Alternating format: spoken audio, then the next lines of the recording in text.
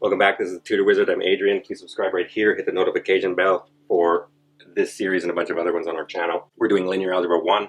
This is Chapter 1, Systems of Linear Equations. We're now doing 1.7, which is row echelon form and Gaussian elimination. That's what I call it. We're going to do a whole bunch more in there, but we have to break it into more than one video. We have to do row echelon form, reduced row echelon form, which we're never going to use except for one scenario. So most of the time we're going to focus on row echelon form. That's all you need at first. And Gaussian elimination is just a fancy word that we use to take an augmented matrix, use row operations to turn the augmented matrix into a row echelon form, and then we can deduce whether there's one solution, no solution, or infinitely many solutions.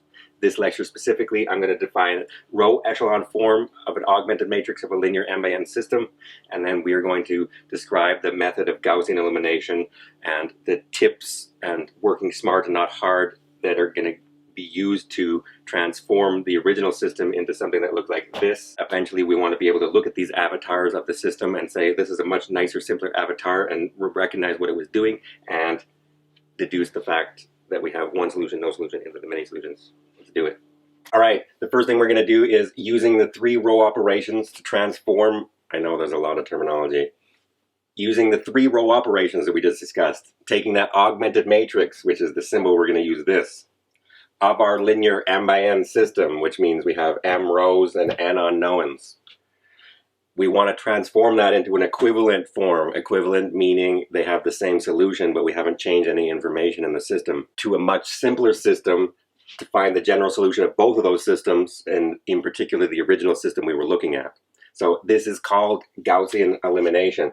So the process of taking the system, augmenting the matrix, and doing the row reduction with these operations to a nice form, that nice, much simpler form is going to be called what we're going to do today, row echelon form. And then sometimes we need reduced row echelon form, so we'll talk about that as well. Usually in math, I try to understand, and then therefore I'm going to do in the videos to help you understand, why did they call the process or the object the thing they chose? It's usually not willy-nilly. It's usually not even very inventive, because we're inventive when we try to solve things, not when we try to name things. Therefore, Gaussian comes from Carl Friedrich Gauss, who was the prince of mathematics. He lived from 1777 to 1855. Because he did everything in almost every subject back in the day, we attach his name to the algorithm. He probably wasn't the first one to systematically do this. We have 2x2 and 3x3 determinants and stuff like this, and systems in the Echelon, the 9 chapters of mathematical art. But Gaussian comes from Carl Friedrich Gauss. That's his last name. Elimination is the important part. Elimination, I wish they hadn't even used Gaussian. It just should be called the row reduction elimination process. Why did they pick elimination? They use the name because we're going to eliminate variables x1 from all the below it, and then x2, and then what the idea is in the last row, ideally we eliminate all but one or possibly all of, depending on the scenario, the variables from some of the equations, in particular one of the last ones, bottom ones. That gives us a much simpler form, and then we can use that to start reading off and tackling and backtracking up to give us the unique solution, infinitely many solutions, or no solution to the general n by n linear system. Let's look at what REF is going to look like specifically, or what is that much simpler form that we're trying to create every time. Before we do the preliminary definitions for row echelon form, let's state this theorem explicitly and go over what we're saying here. This is a better scenario for linear systems. There's chaos in nonlinear systems, and you can have any amount of solutions, and then there's no systematic method for finding them. What we're trying to convince is, first of all, let S be an arbitrary linear m by n system. That system is either consistent or inconsistent. That's not the exciting part of the theorem. That's just Yoda saying you do or do not. There is no try. This is the law of excluded middles. Either it has solutions. Consistent means it has at least one solution. Therefore, inconsistent, the parasitic definition, means it has no solutions. The negation of at least is at most 0. So it has no solutions. Moreover, the part of the theorem which is exciting for us, if it is consistent, then there's either only one solution or infinitely many solutions. And there's the two ors in the statement. What that says is, in our flow chart, given any arbitrary m by n system, it either has at least one solution or it has no solutions. In that scenario, inconsistent means it has no solutions, and that's one of our scenarios I keep talking about. If it is consistent, there's only ever two choices, one solution or infinitely many solutions. And we're going to see that we're going to get a row echelon form, and we're going to start recognizing when I have each of those three cases, because there is only ever three cases. And in some systems, you can eliminate one of the cases, and then you only have to worry about two, and then you find out which one it is, and then we're off to the races. Before we go on to more definitions, let's show that that's not the case for nonlinear stuff. We rarely talk about nonlinear equations, but let's look at a few for now. You're not going to get away from them from your other math classes anyways. We have for nonlinear equation, what's to make them nonlinear? The squared is bad, the squared is bad, the squared is bad. I didn't have to go very far to talk about nonlinear equations. These are all quadratic equations, not linear equations in X. And this one is a trigonometric equation in X. What these are all asking for is, when are these equations zero, or when are these polynomials zero? What are the roots of these functions is another way of saying that. And this one has exactly two. It is x1 and 2 is 1 plus or minus the square root of 5 over 2, the golden ratio, and some other number. This one has no roots, or x1 and 2 is equal to plus or minus I, depending on whether you want to talk about, but there's no real solutions, if that's where we're looking, and that's where we are in this class. So none. This one has none.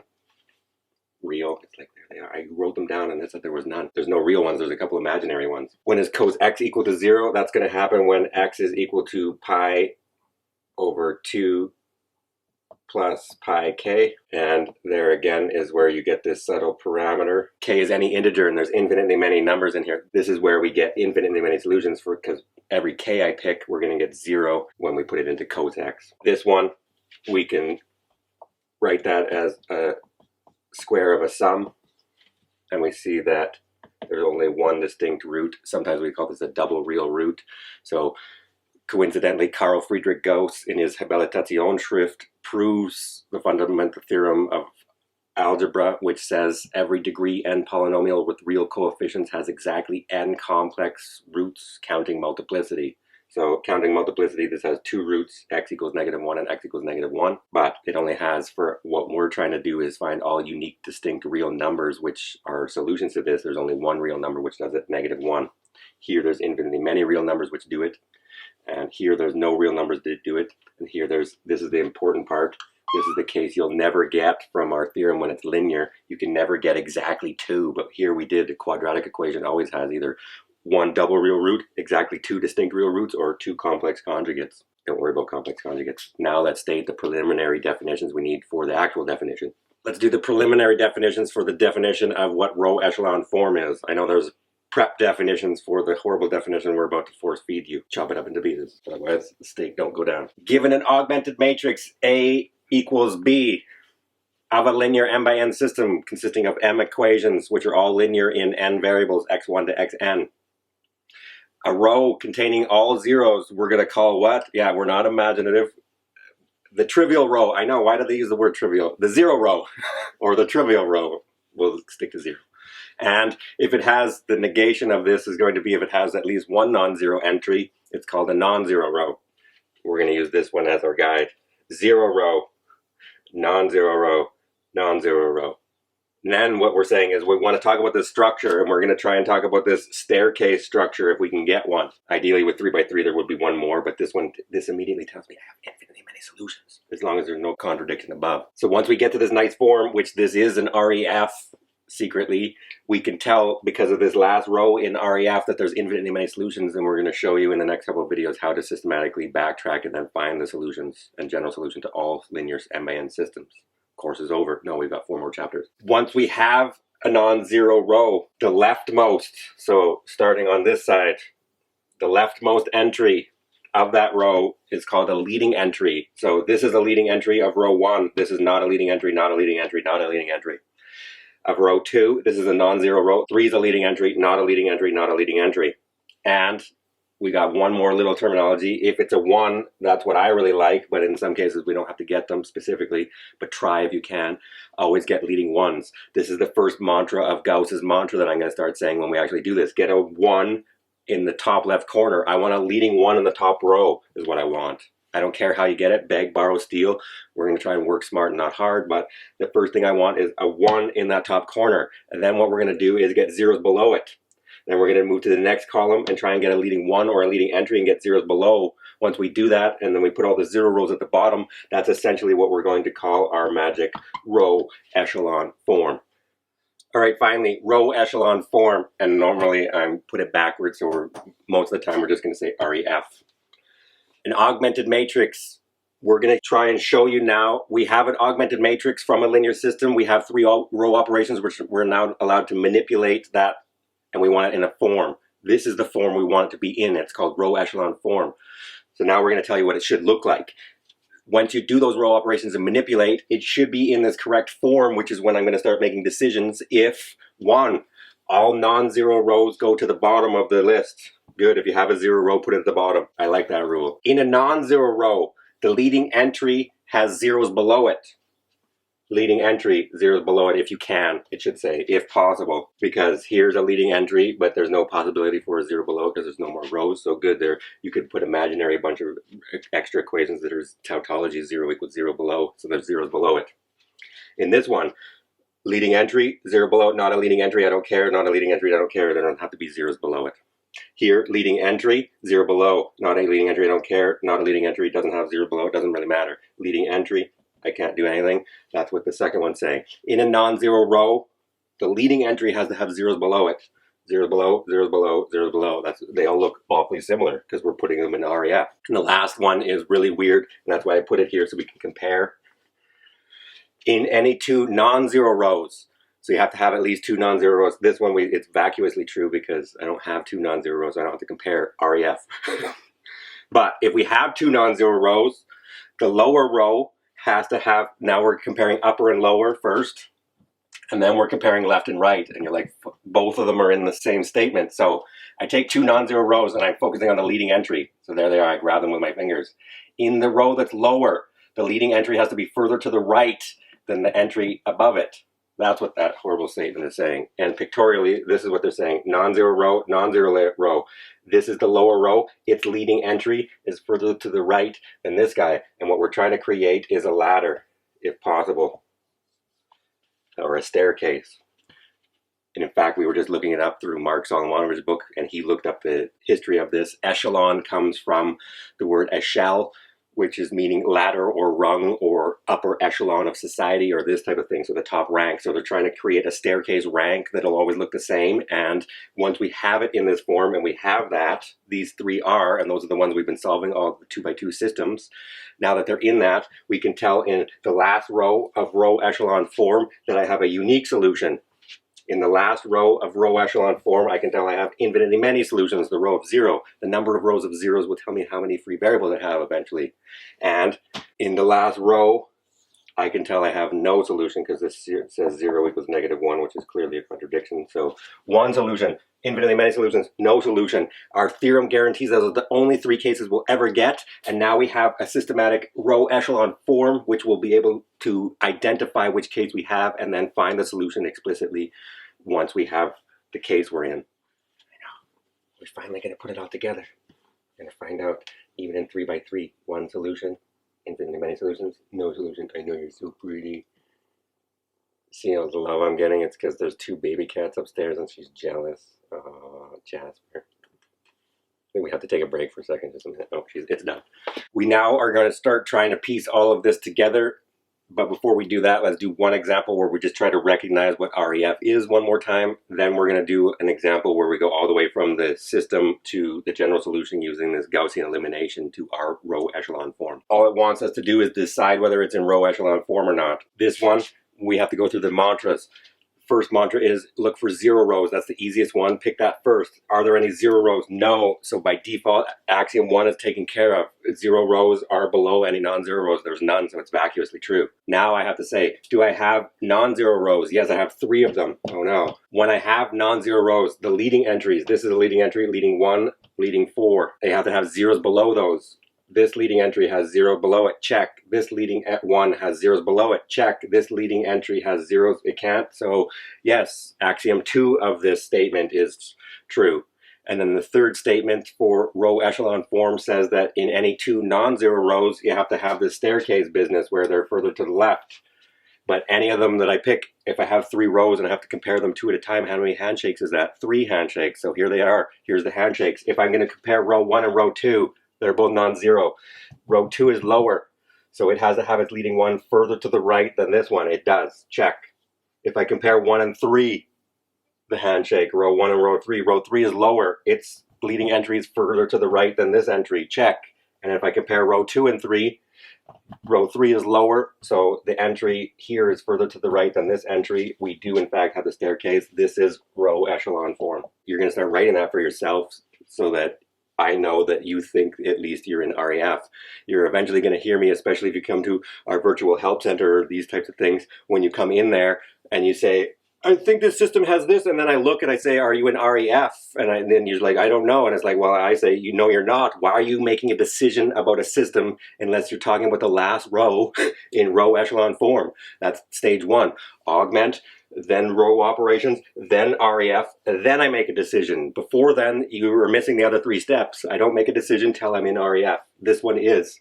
And now I can tell because of the last row, the real conditions we'll get into in a second. But for a unique solution, if you have the same number of leading entries as you did unknown variables originally,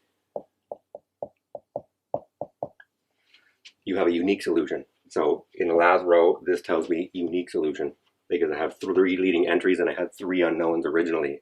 Unique solution. This one, is this in REF? Let's go through it. 0 rows. The 0 rows at the bottom, check, good. If I have leading entries, I do, then I have zeros below them. This one has a 0 below it, but this is a leading entry and it doesn't have a 0 below it. That axiom fails. And if I actually check the last axiom too, if I check 2 non-zero rows, the leading entry in the lower row is further to the left this time than this one, so those are bad. Luckily, I have a row operation which allows me to turn that into REF in one move, just interchange rows 1 and row 2. So if I change row 1 and row 2, I'm going to get 1, 2, 4, the first 4 non-negative powers of 2, 0, 1, 2, 3. And then what do we have? 0, 1, 3, 6, and 0, 0, 0, 0. Now this is in REF when I check the 3 axioms. 0 is at the bottom, 0 is below leading entries, and these leading entries are our staircase business. Now that I'm in REF, I can tell that because of this row of zeros, I have infinitely many solutions, because what that actually says is 0 times x3 is 0, and that says x3 is free to be anything, and then we could start back substituting up and find the solution. We'll do that in a second. For this one, just deciding whether it's in row echelon form again, no it is not, because when I look at this I have no 0 rows, but when I look at leading entries, these 2 leading entries are lined up, it's not further to the left. But again, I can do one row operation. What am I going to do? I'm going to take row 3 and replace it with row 3 minus row 2. And what is that going to do to it? It's going to give me 1, 2, 3, 4, which is never going to change. 0, 2, 3, 1 didn't change. I'm manipulating row 3. 0 minus 0 is 0. 2 minus 2 is 0. 3 minus 3 is 0. And 2 minus 1 is 1. This is bad. This is now in REF. And this says 0, which is 0 times x1 plus 0 times x2 plus 0 times x3 is equal to 1. That says 0 equals 1, which is a contradiction. No solution. The moral of the story being, I can see that from here this says 4x3 equals 3, and I'm going to get a unique solution of x4 is 3/4 immediately. Unique solution in the last row of REF. Infinitely many solutions in the last row of REF. No solution in the last row of REF. When am I making a decision about a linear n by n system? In the last row of row echelon form. Not before that, not after it, exactly at row echelon form. Let's do an example specifically. Okay, let's do this all the way through with just 2x2 systems at first. In the next video, what we're going to do is we'll define, there's still more. We have to do reduced row echelon form, which is we're going to need for inverse of matrices and a few other things, so I will point it out. But in the next video, we'll do reduced row echelon form, and then we'll do several examples of this, but with larger systems, 3x3 and 4x4 or 4x3 systems. For now, let's do 2x2 systems. We already know, and that's why I picked them. They're the same ones we're using, and we now want to train. We know that there's only ever one solution, infinitely many solutions or no solution.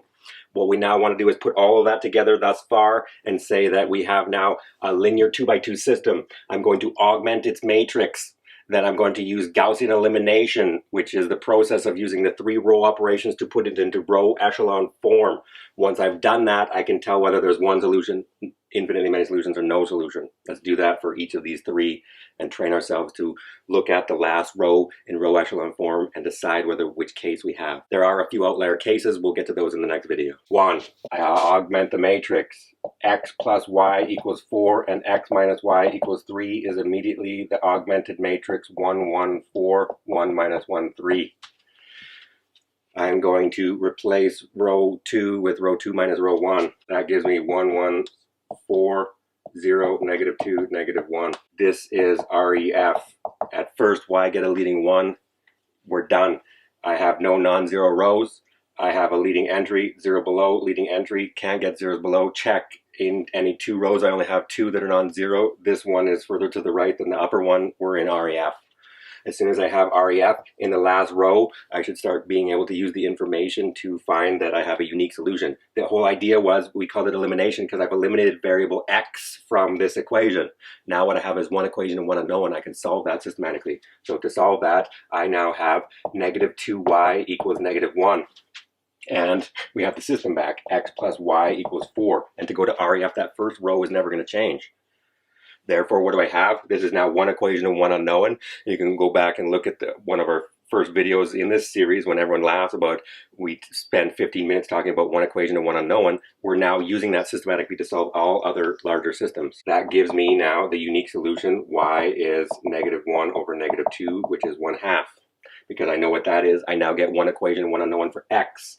That tells me from the first equation, x plus 1/2 equals 4, or solving x equals 7 over 2. I'm not doing the fraction work. You can try that on your own. Shear some sheep. That tells me unique solution. Therefore, if I take a linear system, regardless of the size, I put it into an augmented matrix, I put it into REF in the last row, this is what it looks like to get a unique solution. And again, the real condition is, unfortunately, the unique one is the hardest one to describe in rhetoric. But you have a unique solution in REF if the number of leading variables is equal to the number of unknowns you had originally. I had 2 unknowns, x and y, and I got 2 pivots. We'll get to that terminology later, but we got 2 leading entries and we had 2 variables. That tells me immediately I have a unique solution. Let's do the next one. I have a linear system. I augment the matrix immediately. 1, 1, 4, 2, 2, 8. I need to get a 1 here. And now this sort of starts to tell you why I want the mantra I want, because I know every time I'm trying to get a row echelon form. So one of the conditions is the middle condition. If you have a leading entry, it should have zeros below it. And you want them to be on the top left and then staircase down. So thinking about that, knowing you want a staircase of leading ones or leading entries and you want zeros below that staircase, my first move therefore is going to be get a 1 in the top left corner. This is Gauss's mantra. This is always what I'm looking for. Beg, borrow, and steal. Most of the time I try and add and subtract instead of divide by the number to get a leading 1. Once I have that, it starts telling me what the next move in the algorithm should be. I want a 0 below that, so it tells me I'm going to manipulate row 2 and replace it with row 2 minus. We're going to multiply by negative 2 and distribute it into the equation. And then we're going to add it to that equation. What does that give us? Row 2 gets replaced with row 2 minus 2 row 1. And that now gives me exactly what I want in one move or in REF. Because in this case, I get 2 minus 2 is 0. 2 minus 2 is 0. And 8 minus 2 times 4 is 0. Am I in REF? I have a 0 row. It's below the non-zero rows. Check. Do I have any leading entries? Yes, it has a 0 below it. I only have 1 non-zero row, so it's vacuously true that when I compare them, they're always in the staircase. This is definitely REF. Because I got a 0 row, that actually we're going to focus always on the last variable. So this says 0 times y is equal to 0, or y equals t is free to be any real number. And therefore the general solution to this system is, and we also have the first equation, which I promise will never change in REF, y is free to be anything, and therefore I can solve for x in terms of y in this equation that says x is 4 minus y, and y is now a t, and then y is free to be anything. And this is our infinitely many solutions. Also, be careful what the question asks you. If it just says decide whether it has 1 or infinitely many or no solutions, then you don't need to explicitly solve and list it. If it says solve the system or find all solutions, you have to give me the general solution, which in this case has infinitely many solutions. Let's do the last one. All right, I have another linear 2x2 system. I augment the matrix. That gives me 1, 1, 4, and 1, 1, 3. You can start suspecting it's like I need a leading 1. I've got that. Check. What do I need? Zeros below it. And I notice that it's going to kill both of these, but this isn't going to disappear, so there's going to be a problem and there's going to be a contradiction. Don't make the decision yet, though. I know you're excited. Wait till you're in REF. What am I going to do? The same thing. Row 2 is going to get replaced with row 2 minus row 1. And we're going to get 1, 1, 4 won't change. And then we're going to get 1 minus 1 is 0. 1 minus 1 is 0. And 3 minus 4 is negative 1. And what this actually says is turn that back into the equations again. That says x plus y equals 4, which is okay. But then it says 0x plus 0y equals negative 1. And this is 0. So 0 equals negative 1. This is a contradiction. And we have no solutions. And that's all I have to write because we can't find any. You're looking for a unicorn at this stage if you try to list them. Please subscribe right here. Hit the notification bell. I'll see you next time.